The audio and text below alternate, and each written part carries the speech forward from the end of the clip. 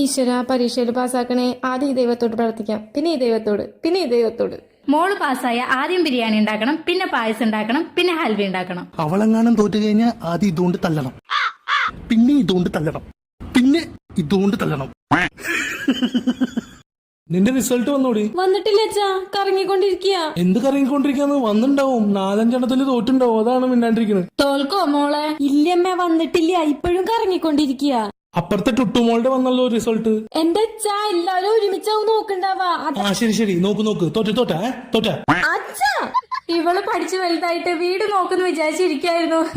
എന്തിനമ്മ ഇപ്പൊ കരയണേ? റിസൾട്ട് ഇതുവരെ വന്നിട്ടില്ല, കുറച്ചു കഴിഞ്ഞാ വരും. സർവർ ബിസി ആയിരിക്കും. ഇല്ല, വരില്ല. എങ്ങനെ വരാനാ? ജയിച്ചു കഴിഞ്ഞാലേ വരുള്ളൂ. തോറ്റു കഴിഞ്ഞാൽ എങ്ങനെ വന്ന് തൊലയാനാ? ഒന്നും മിണ്ടാതിരിക്കണ്ട അച്ഛാ. ഈശ്വര, എന്റെ മോളെ എങ്ങനെയെങ്കിലും എക്സാമിന് പാസ്സാക്കി തരണേ. എന്തിനാ അമ്മ ഇപ്പൊ കരയണത്? റിസൾട്ട് ഇതുവരെ വന്നിട്ടില്ല, കുറച്ച് ടൈം കൊടുക്ക.